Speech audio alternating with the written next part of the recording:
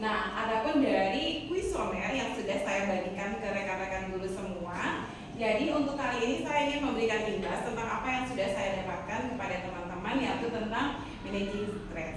Ya, kita akan pelajari bersama-sama. Ya. Mari kita akan mengelola dan mengenali dan kita mengendalikan stres. Nah, sebelum membahas tentang stres, kita akan belajar juga tentang emosi. Nah, emosi adalah segala sesuatu yang kita pikirkan terlebih dahulu dan kita mengambil tindakan.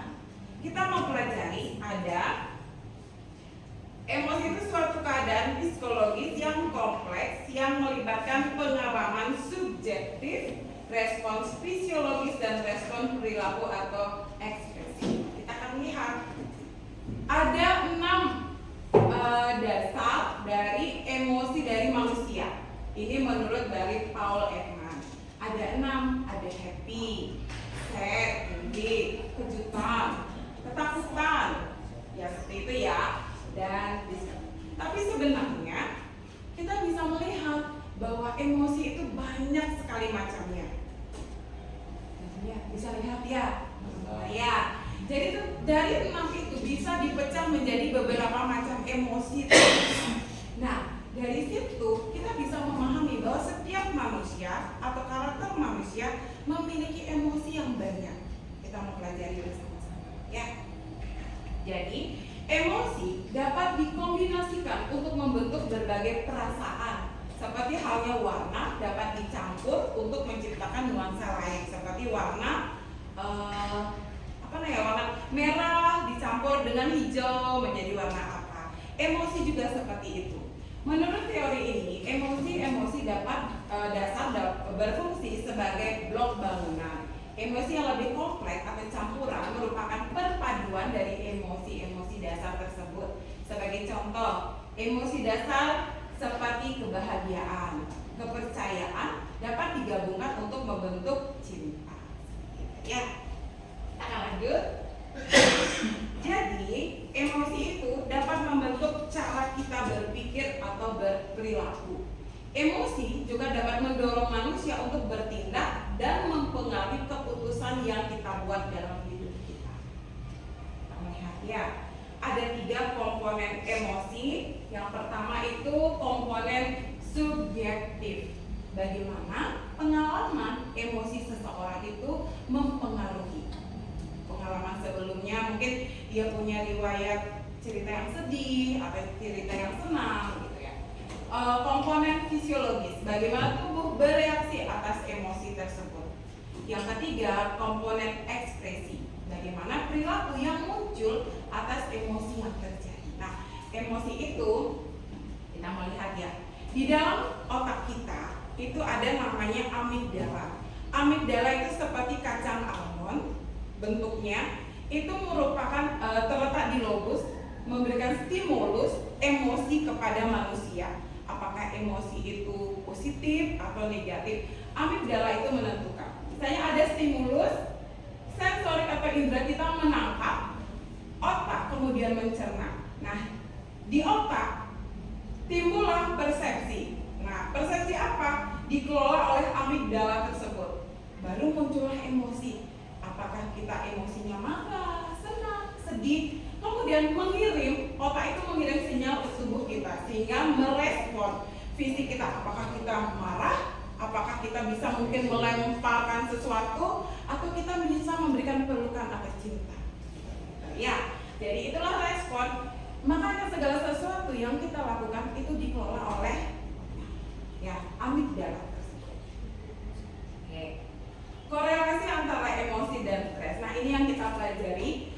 Bagaimana korelasi antara emosi dan stres itu sendiri. Ini menurut teori-teori yang ada. Dari emotion regulation theory mengatakan bahwa bagaimana seseorang memproses dan mengelola emosinya sangat berpengaruh terhadap bagaimana stres dialami dan ditanggapi. Bila regulasi emosi buruk, stres cenderung lebih berat, lebih lama, dan lebih berdampak negatif. Nah, kalau menurut ketahanan psikologis, resilience berbeda ya, sebagai mediator antara emosi dan stres. Artinya ketahanan ini membantu individu menghadapi stres dengan emosi yang lebih stabil dan pulih lebih cepat dari dampak negatif. Nah, stres itu ada dua jenis, teman-teman. Yang menurut kita pelajari kemarin, kita sekarang termasuk yang mana sih kalau kita mengalami stres? Stres yang pertama itu eustress. Nah, stres ini mendorong kita untuk menjadi lebih baik. Misalnya ya, tubuh memang deg-degan, seperti saya sekarang ini deg-degan loh teman-teman. Keringat dingin keluar, tapi hasil akhirnya adalah positif. Contohnya, deg-degan sebelum tampil di panggung, lalu tampil lebih maksimal. Belajar hal baru yang menantang supaya menjadi lebih pintar. Hasilnya membuat kita lebih semangat, lebih fokus dan lebih berkembang. Semoga kita semua yang di sini ya, yang di stres ya. Amin. Ya, amin. Yang kedua, distress. Nah, ini yang kita hindari sebagai seorang pendidik tentunya. Stres ini yang merusak dan membebani, rasa berat, bikin lelah, dan sering menyebabkan sakit tubuh kita. Ya, contoh, kerjaan numpuk tanpa henti sampai nggak ada waktu istirahat, masalah keluarga atau keuangan yang berkepanjangan, merasa terjebak dalam situasi tanpa ada jalan keluar. Semoga kita tidak mengalami ini. Terus, apa hasilnya kalau kita mengalami distress ini? Gampang sakit, susah tidur, cepat marah, merasa putus asa. Yuk, coba kita pahami. Sekarang kita ada di emosi yang mana? Eustress atau distress? Semoga kita semua di eustress ya. Berarti pengalaman yang kita dapat, beban yang kita dapat, kita gunakan untuk kemajuan kita bersama. Oke. Nah, ini sumber-sumber stres dari diri kita, dari lingkungan juga. Itu sumber stres yang tidak terlihat oleh orang lain, dari pikiran kita, perasaan kita. Terus kalau dari internal, ya dari orang-orang yang ada, eksternal dan internal. Nah, beberapa sumber penyebab stres ada trauma masa kecil, ada social evolution, ada ini rejection, workplace stress, burnout, nah, atau lemahnya lack of control kita. Ya, itu menyebabkan kita stres. Stres punya dampak berbeda-beda pada tiap individu, itu benar sekali bahwa stres itu memiliki dampak yang berbeda-beda. Ya, ada persepsi yang berbeda, perbedaan skill, faktor genetik, kedekatan dengan sumber stres. Nah, kedekatan dengan sumber stres. Kita sering menghadapi anak didik yang membuat kita emosi, ya nggak teman-teman? Ya, itu berarti kedekatan kita dengan sumber stres. Nah, bagaimana kita mengelola stres itu supaya kita memang berdekatan dengan sumber stres itu? Nah, jadi bagaimana kita mengelola stres kita supaya seimbang? Kita berada di eustress, bukan di distress. Ya. Oke. Coba sekarang perhatikan gambar berikut. Nanti saya bertanya, gambar apa yang nampak pertama kali yang teman-teman lihat? Siap ya? Harimau, monyet, singa. Harimau, singa. Yang bilang harimau, angkat tangan. Yang harimau. Yang bilang pohon. Saya. Yang bilang gorila. Ya, yang pertama kali teman-teman muncul tadi apa? Pohon. Harimau, benar. Semua benar. Kita melihat dari sudut pandang berbeda. Semua benar, tidak ada yang salah teman-teman. Semua benar. Jadi permasalahan itu Tidak melihat stres gitu. ya tidak. Jadi kita tunggu nanti. Kita melihat permasalahan itu dari sudut pandang berbeda. Saya dari sini melihat angka 6. Ya. Sinta berubah posisi ke sini menjadi angka 9. Jadi mari kita belajar melihat permasalahan itu dari beberapa sesi, semua sudut pandang supaya tidak membuat kita stres atau emosi. Gambar yang kedua. Yuk.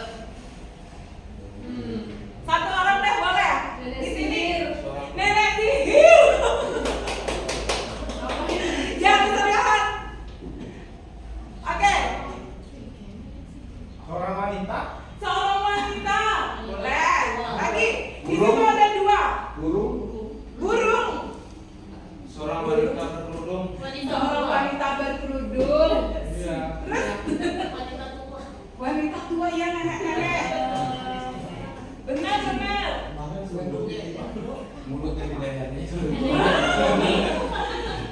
Apa Lagi,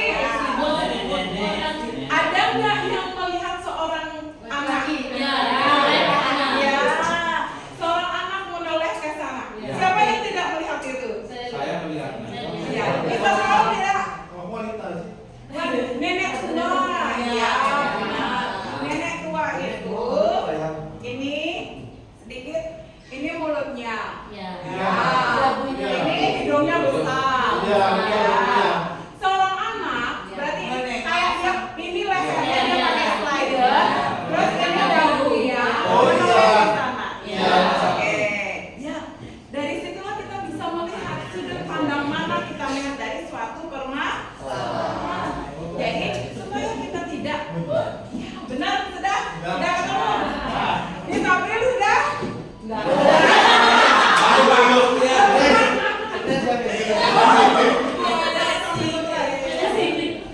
Yang mana tidak dilihat?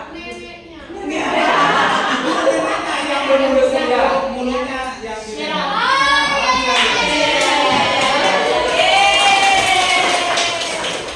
Sudah? Nah, dari gambar ilustrasi yang sudah kita lihat, kita belajar. Kita mau melihat dari sudut mana kita bisa memandang permasalahan itu supaya kita tidak stres, supaya kita bisa mengenali emosi kita, mengendalikan emosi. Nah, ya, paham? Oke teman-teman? Ya, oke. Tanda-tanda stres. Lagi sedikit aja teman-teman. Bagaimana sih tanda-tanda orang stres itu? Sulit konsentrasi, khawatir, cemas, kesulitan mengingat. Marah dari emosinya, marah, ketakutan, moody, kesal, seperti itu. Nah, sekarang sakit kepala. Siapa sering tangannya berkeringat basah? Ketegangan otot, leher nyeri, saya perubahan badan, gangguan perut, biasanya sakit perut. Tuh, ya, gangguan menstrual atau gangguan seksual mudah sakit. Ya, gangguan itu ya. Atau dorongan seksual. Terus safkar yang rendah, menghindari aktivitas yang biasa dilakukan, penggunaan alkohol dan narkoba. Semoga saya yakin guru-guru di SD Immanuel ada guru-guru yang hebat dan guru-guru yang luar biasa. Ya. tidak alkohol. Kita ini lewatkan. Nah, kita sedikit aja. Bagaimana kita memanajemen stres itu? Ya. Manajemen stres adalah sebuah proses di mana individu melakukan pengendalian atau pengaturan terhadap stres, di mana tujuannya mengenal penyebab stres dan mengetahui teknik-teknik mengelola stres sehingga orang lebih baik dalam menguasai stres dalam kehidupannya. Kita lihat sedikit saja bagaimana cara kita mengelola stres kita dari coping stress skill.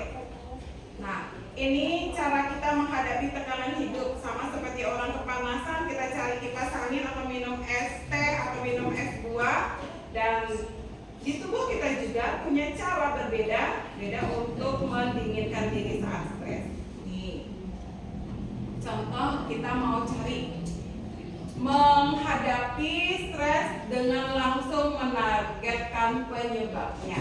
Kita bikin jadwal kerja supaya tidak keteteran, diskusi dengan atasan untuk mengurangi beban kerja, mencari solusi finansial kalau sedang ada masalah. Nah, kemarin pada saat pelatihan ada yang bertanya, Bu Ratna, saya stres pada saat kantong saya kering, katanya dia. Semua orang seperti itu. Nah, bagaimana cara kita memanajemen apa yang sudah kita dapatkan, kita kelola, mencari solusi finansial kalau sedang ada masalah uang. Ya. Oke, emosi. Di sini kita harus kendalikan emosi kita. Bisa curhat ke teman, menulis jurnal, meditasi, doa, atau ada yang suka yoga. Bisa yoga atau olahraga. Sore-sore olahraga, jalan-jalan di pusat